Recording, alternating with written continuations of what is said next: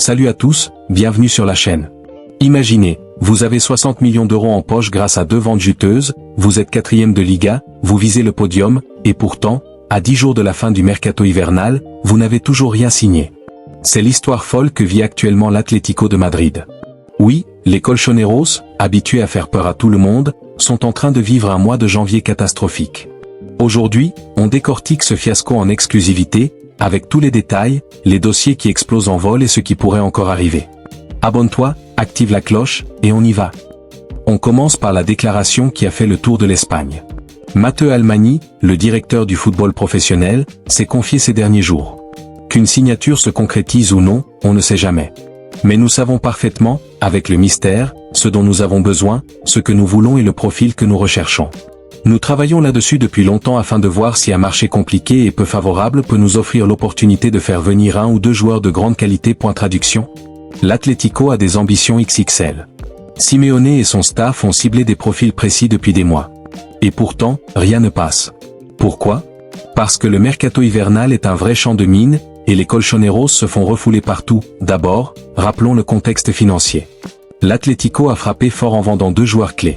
Conor Gallagher, Chelsea, Giacomo Raspadori, Napoli. Résultat? Près de 60 millions d'euros injectés dans les caisses. C'est énorme pour un mercato hivernal. Normalement, avec cet argent, on se renforce sans hésiter. Mais là, c'est le désert. Les supporters attendent des renforts, Simeone grogne en conférence de presse, et la direction cherche désespérément à bouger. Le club n'est même pas sûr de garder sa ligne d'attaque la saison prochaine.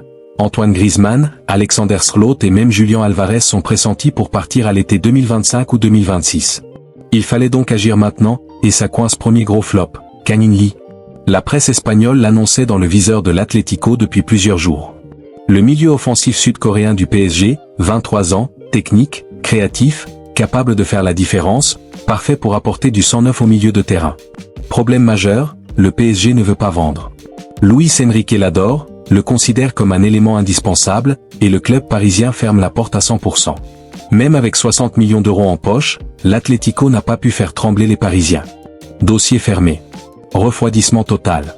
Les Colchoneros ont dû passer à autre chose, et vite. Deuxième piste explosive, Gonçalo Ramos. L'attaquant portugais du PSG était la cible numéro 1 pour remplacer potentiellement Griezmann ou Sørloth. On vous l'avait révélé il y a quelques semaines. Ramos se sent parfaitement bien à Paris, il progresse, il marque, et surtout, le PSG a la ferme intention de le garder. Pas de discussion, pas d'offre acceptée. L'Atlético a frappé à la porte, mais elle est restée verrouillée. Encore une fois, le club madrilène se heurte à la solidité du PSG.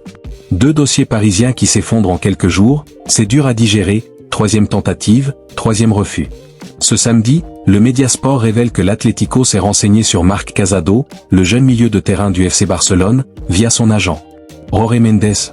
Oui, le super agent portugais est dans le coup. Mais là encore, rideau. Le joueur et le Barça ont fermé la porte à un départ hivernal. Ils préfèrent tout reporter à l'été prochain. Casado est considéré comme un pur produit de la Masia, il a du temps de jeu sous flic, et le club catalan ne veut pas affaiblir son effectif en janvier. Nouveau coup dur pour les Colchoneros. Heureusement, il reste une lueur au bout du tunnel. La piste João Gomes, le milieu brésilien des Wolverhampton, est toujours chaude. Le joueur a le profil parfait, jeune, 24 ans, combatif, technique, capable de casser les lignes. Les Wolves sont ouverts à une discussion, et l'Atlético surveille de très près. Mais attention, il ne reste plus qu'une dizaine de jours avant la fermeture du mercato. Si rien ne se passe d'ici là, ce sera un vrai fiasco. Simeone risque de finir la saison avec le même effectif, et avec les départs annoncés en attaque, ça sent le danger. Alors, bilan? L'Atlético de Madrid, malgré ses 60 millions et ses ambitions folles, enchaîne les déconvenues. PSG intraitable, Barça fermé, mercato compliqué, les Colchoneros vivent un janvier glacial. Est-ce que João Gomes va enfin arriver? Est-ce que d'autres pistes surprises vont surgir dans les prochains jours? Dites-moi en commentaire, selon vous, qui l'Atlético doit-il absolument signer avant le 3 février? Qui aimeriez-vous voir arriver à Wanda Metropolitano? Likez si vous voulez une suite sur les dernières news mercato, abonnez-vous pour ne rien rater, et on se retrouve très vite pour la suite de ce feuilleton. Merci d'avoir regardé jusqu'au bout, force à vous, et à très vite.